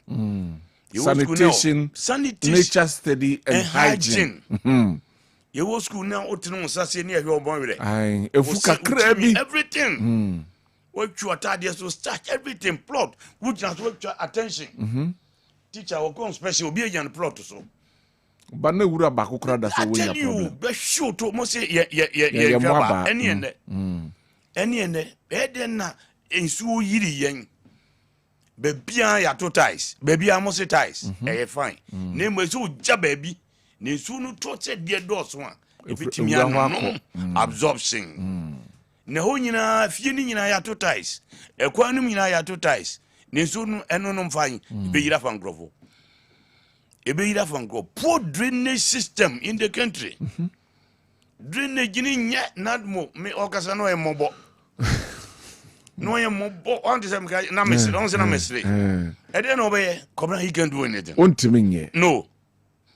Sanko we fast no so ne wa sha se nka system drains. Se me can we have the knowledge. And that make kind see Proverbs 4:7 was it get wisdom. Wisdom is prudent and get knowledge and understanding. Unya nyansa. Nyansa wa se nyimdie. Odi nimdie aka ho. Na odi eye. Ti nyansa no nko ehia emwa unyam nimdie eta nyansa na chi. How many Ghanaian ye pay se obi ye program this so who can any adi ne nipa se ne beko onko Ghana nipa se wo ye practical hwe omo church books ni ade onko no ma bia sebi etiefo masuma ehunya na yo ade ebeye adikire sei de yesu sei no manfo mfoma adwe ma ho wo wi ya foyin eye onye obi afoyin ye nsua de you don't learn si nsua de Kenji is on that way. 1960, 65 years in it didn't say. The uncle Yena was it when the rains came to Accra. No, it didn't say free one now. The rains are extended from Accra down to the village. Minkakumasin Guampo. Baby, a crazy baby, in Subi Yafa. I didn't. Let me ask. Akosombo Dam spillage. I didn't have found. Do we learn? And then I became BBC Matidie, Honorable Regional Minister. Oh, yeah, very good. Very, very good. Ami Busase. Si learning ye suyen bibia Kwabena. Edi en ye suyen free moi. Ye trauma so no bansa. Last year zona ma. Ti die ne ye ya ye sabe enen ye beye. 1960 o dem ye ntibingu. Ye fan be 10 years time. Ne so no ma. Edi en ye suyen ye. Edigu akwemu is that fire. Do we learn? Do we have character? Do you have values? And the politicians no sika no or mine. Goko sa say sika mpoano. Goko sa sika ne taha. Sika wa ne obi broni free kromba betu. No dia ko. Dan legino on man obi age 10%. The wodia o. If we be knowledge transfer, technology transfer, and the gamu fendi pan be go manum flooding ya can was him near the boy. How to prevent flooding? Neka curriculum no. How to prevent flooding? Neka huni from the onset. Mean to rangu ha. Na abaye su si ye nyesanya mo character. Ye dia tete. Ye di attitude you su value ethics. Unko tena baby a say no e honye. Ene de synthetic na ye import o. Tie ye park no bi afa membe park ko. Synthetic na no so to stadium. Say na ye ayi international match blaster. Kumasi Sports Stadium ha ya make park. Ne so to Kwabena na ye bobo park ne so. Nzo na tata so. Nzo no tata so. Busa so ye food o ye sports fan me boa me zum pepa me ti woni zo to VIP onya ne zo ba ho. Do we learn? No. Esi ko World Cup a sebi kakra de be man ye si enfan develop kro no ko other countries ala na ye ko boy Manchester Morocco World Cup kakra onya ye no kakra onya no de ye o stadium ko du Cote d'Ivoire me boa ye zo stadium de na de ye sika no we edi Kwabena flooding here can mammy can't eat time ninti. No can be discipline is not in the society. Yen treatment yen can edika or fear soon go on. Waka. What tiano na okotiani ono obedi watem yedi obedi watem obedi watem okobra obedi watem obedi watem wo okotiani mefengu ha obedi watem obedi akasa hakra wanimu anye wanimu obedi watem obeye okura obeye basa ndi the only thing say yedi nipa bie gugu akwam authorities wo ho asisi ano regional minister anya no asate no obo adwuma makona baso obi kan sticker osi owi oso obede obeba na ho mate oso obeba enhia so abeboa no good honorable twaso oba encheti twaso irompa okay entini edi wo mo atoto honum political leaders enti edi wo si ano se leader eso do na si ho yeso na edu ayi Rwanda won't say leaders bi go ho Ghana for so ya go Rwanda ba okoba ye no die no kusua e de babua o man no so Ghana ska nyina hye onye Ghana ska no de go ye ye ni tua tax no de go ye and e feed no ye to be 8 bomb and what are they using the money for the country and it's so fine omudwen ye ho into authorities wo ho and he say guidelines if it be regulations rules and regulations honorable house me be kumasi na no ka say free pavement no so who no no say na ye huba balu ne money e say se nipa na anya so odin a ngomfa no ntato nipa bi a one discipline emra ye den a discipline ye di massive be discipline obi a ye nyina obi a nye perfect e yam fun so ani atian sapepepepe and you get the ballots be go say hey anum nyina this are my jurisdiction regional minister hire media and them my baby away hire media if you know go wa baby chinga on the beto ye bechew say now be ye near the bibia to guideline utu bra to hire bechew e dey na esom di gukwam CCTV everything would do watch everything ready to a becho family o de opa yenye sanantumedi papa said loss ni nyina wo ho and CCTV cameras ye wo ho be mra na chibi en chibi enu no ade na se mra chibi na chibi and that ye enforce e wa atwere wa sidien improper enforcement of laws of building, construction and sanitation. Mrano improper enforcement. Chibi and chibi. And there's a chibi and chibi. And you are Ubiagure Nimbosa Utu Ragua, Kwabena, Yeden, Yacho, and ya unim. Yanka, educated from the onset. Nanka, Akurana not dreaming, say, Minum so sachia.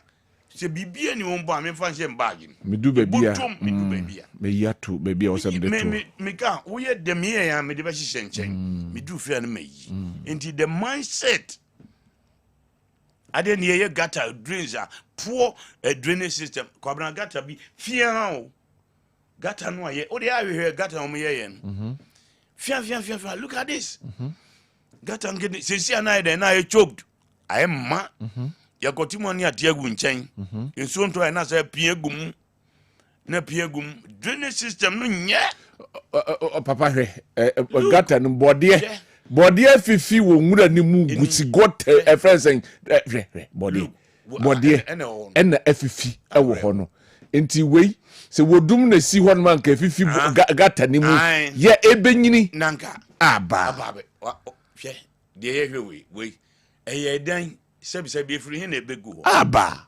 yen kasa character organa ha values organa ha no areho burden baby yesi ensi dan ensi baby ensufa first mo se eye ejimibre ananza bajimibre first de na nam sitete plot peje um sitete no ongo yeja baby o efro no afurum eni awu yen koho koko nyina ne ungogo ni bi mehu bi ache papa papa unhunu ye jaho na hwede kura dua no kura ayira ehonu na hwede ni koko ni ade free bonto yenton timiko tubi ene ho nyina na esisi dan yesi ene edi wosi town engineer city engineer omojuma ne se yes ade no a masa anything na edwa tra ho nipa so odinti ene de baby yesi market Baby and soon name you know because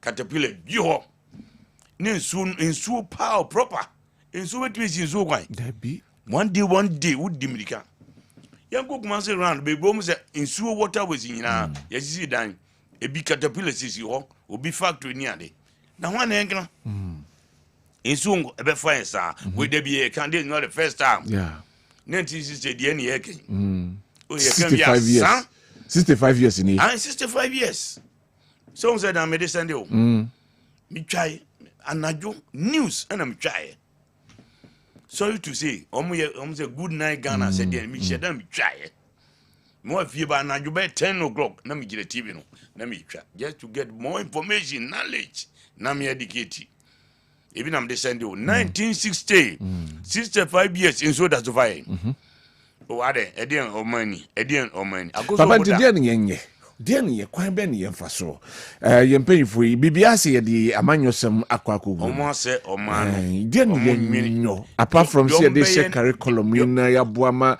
ya tete free nkwada yi animanim ye say bibia na ye wo long term or medium term or short term no dian yenyo ni because anya yi a inso be yira fa na num ho Aonaga Junction inso yira asem Kasi inso yira asem airport runabout inso yira asem Mosizongo inso yira asem Daban ekwem ho unity oil area ho inso yira asem miamia hudo bebre e de yenye papa de betimi aye pa ne se wona ye de wona to ayina no planning city planners no baby hono mo a yesi yenye bibi hono mo ma kwa me yenye iso do na si ho endi mpanifo no de da bibia no town planners no KMO Accra Metropolitan MCE ni DCs no on form na si ho baby a on planning city engineers no baby ho a ense se obi si dan ho ense se ohwe onwo so bi ya punish or discipline ententemo a munyi woni baby won makobra gata na ese yeto the bridge ya ebeda on samre bi mete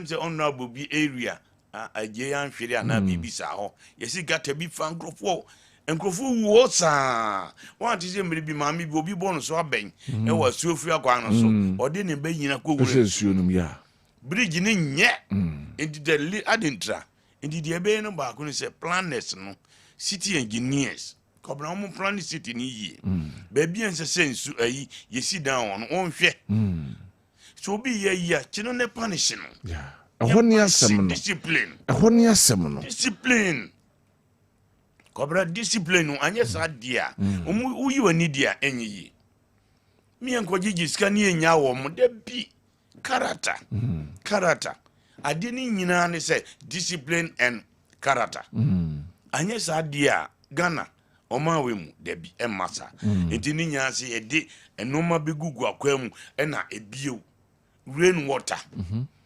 ena basa rain water protection kuranzo rain water egu esekwa ena ekum nipa harvesting debi ena meka wansem harvesting of rain water pa bitime enoma bebre tamniti kama ridi ni nyina wa rain water harvesting near the normal agugu akwemu ebe boa se insu no tokora mbo ne se ebe kaka nye tembi ebe kaka nyezo ensase ni ase no ebe de na baby asese akurasi nya insu be for identity because ye tututu galamzi fam amna obeti ade bia ngofo owu ho ene empa ne se obia ene first na ntisa o ye nanam se bagimbre no gija ho baby won ma se brother ye ngonzo no sheda o said done ne so ne kwaye we de yenkum obia nkum kwaye we obia nkum yenko ebrada yenko ha edasi yenko ho be first na emani meme omo akoti sunum akoyemu kama enenso we na mo se no ye bagimbre enne paye triple quadruple bagimbre bagimbre na enne ne yeduru so ankasa papa kwabra areho nti anhwe yi a omo edu on tototo enyuma na no ni ade no omo form na nsi ho yeah and the media ye make an say Ghana ye here radical leader firm leader ne ye ding say ade a wo ye no sebeboa omano dia na do na eden esi ho no waye enhwe nchenchen from Accra to Kumasi enka so mdwen ye ho a kekwa na dualize dual na ede no mu dim ye dualize sa ko Ghana wa wo de so mdwen ye ho a de bia wo ba na wunua bi tu kwa Accra kwa branka wo yam shishe adin ba onam double road so a wutim say wo ye free kakra na politician no dwen ye ho anka enne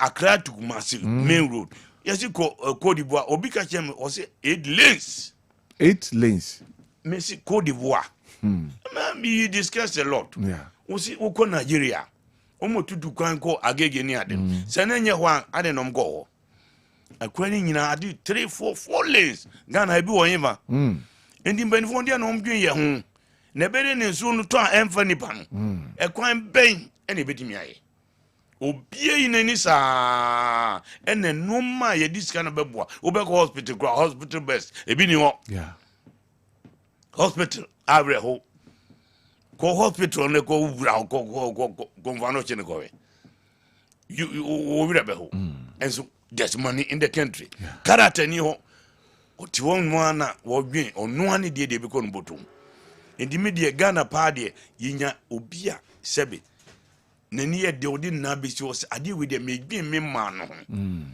aha de wusi dan de moa da che de asembe fa ho ni pakro asumesi kro oye hwan emra enya juma said that me de bia me ma meka ye wo lost ye na ye law presby ko he ye o me e bi Wisconsin yes wo mo ayi kuntansi kwano so om so ye law wo ko aha pasota be aso ayi pastoral for dobin aso gore man bona sorry no om so om ye law ho ade na meka plenty laws in the country but we don't no enforcement anya sadia areho I really like your submission and wise words this morning, Bob Fire. It's not a curse, but the reality is that Ghanaians will never develop or go forward because of our attitude and selfishness. Done. Ewo Ashtown. And or the way I bring and no pay. We see good morning, security. This is Odin Hutimode Hine and Anabuaji watching live from Asante Achimfridim. But now we normal citizens can see the journalists and politicians in the country are just playing tricks with our minds because they don't hate some people as they do to others. Okay, or also Edia or the Abre.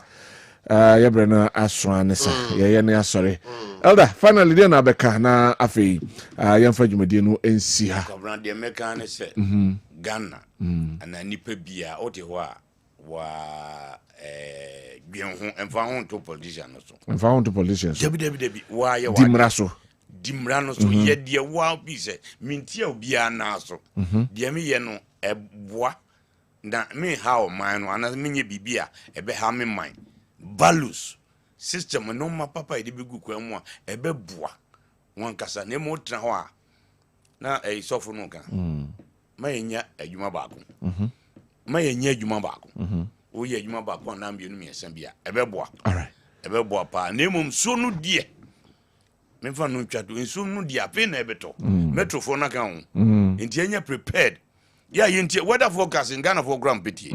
Majo otie news on odru weather pena wa sorry no oko. So te entie weather forecast obepie ni ade a hwe be bia oko no aboa ho se le be ya nso ndia fe na ebeto. Eno ma mututugu no. Be bia nso to wa Kwabena sebi adwen no wo hono yie pa. Na wa boa fie bola nyina nso to. obi digu bottom ko so no afi wo yin kakra gu gotem no oyigu ba be fa wankasa anansia kum no wanda ne chamfo ababe kaw Kwabena me da mo asipi ofa ye de baby ye na ye me ka kire amanfo ne se adobafo no titru efri nyame yadmo wo kira eba no ena wie GPR2 no unions be release first ni nyina nti yemo donko no ye de details ni nyina beba de sra droba fo no metifo no se omon comply se be ye china sa ntokwa no a ye tatie no ochano pa mesoma krumu pe enye denye ebesi inti ye mesoma krumu anti na wie no ye de ni nyina beba all right ye her birthdays no na you can hear you ma twa me say chaos transfer first transfer the offer chaos na go for ba mate say GPR2 for na ese ye tete so mebo a another group bi miti another almost come home almost see almost so TV incident na de be ba enye GPR2 nko we am the transport way no Ghana Road Transport Coordinating Council okay and ono embody wo am union we GPR2 so di omo no bargaining power and na yaka mo maka nyina mo bargaining power more reps was okay enti ye dia obi antimi ntena ba bia nka so won ti bia obi obeje se bia mama fro ne ka anyway ye almost ombeja di omo ye ka no so ne ye ka amo anajo ne awia ne awe no omo buje han tense distance ba bia ya nye no ya omo je no so ene ye omo ye omo kasa asem no so nka ho oman no embenfo no omo si oman no so no so omo de ayi we gugu amu a first na omnibus service wo yes bibi dia ayalolo ni ade ubi senka national ye wo sa ayi terminals ni ade ene sisi wo na anwumre obi akofru bi akwa obi akofru tense enti wo mfa cars no mra all right omfa national cars no mra de wo ayi ne de abrepo johnson e friends ayi metro mass ni nyina go kowe ni nyina say anyway right you see na yeah sorry na happy birthday enko enfama efia poma ade amanfo ye Mr. Monfa piche into home na we Dr. Barnabas amanfo ne ba monfa nto home me na yenhwe efia poma ade amanfo wo Matthias of Uganda Preparatory School ne wenyemfie dubako Dr. Barnabas amanfo yetafre bibi ne ba eno no manya piche ya fanto ha mame efia poma ade amanfo our Matthias of Uganda happy birthday enso enko emfa emmao sanso and a happy birthday enko emfama Auntie Florence Adoma of Pentecost Church Chronom. So wishing you long life and sound health and eternal prosperity. We love you. Mauna dia ba na if you pama dia no manfa mame monfa no nto so mamesre mo. We Auntie Florence Adoma ono anawoda any happy birthday enso enko emmao. Anyway, ho ensem enso eno over. Ebi wo hono ma ebi wo ha happy birthday sonko na minim se pages wona wada na happy birthday sonko na yede Emma Mrs. Nana Yakwatin Mrs. Nana Yakwatin was Spirit Life Community Church ewo Jinyase branch Mrs. Nana Yakwatin Spirit Life Community Church Jinyase and them say pages one sorry pages ebehwe na say ewia etimi dia ba sanso na happy birthday stronko na yede Emma meba abranti debi pages and them say asani ade no ntie ya na mahwe na mahwama can no form I can no e form pa because yede ba ya che yede e ba ye enso ache me oba mi ensa na wa ba ni nyina ma ntimi nyime idie yabeba na mefa bi nto aso ma wo hanom sei we say her name is Adia Pena. Today is her birthday. Adia Pena ne wa woda wish you happy birthday Adia Pena so de na ma nti Adia Pena ba bia wo bia no odofo bi si en wish you say happy birthday yabra na so ya sorry ya me aduma ya me ba na ya ka no ya ba beto so de aka no fiada ma menche me nua ba sa no ma fiase wa nua ba o ba pa fiase wa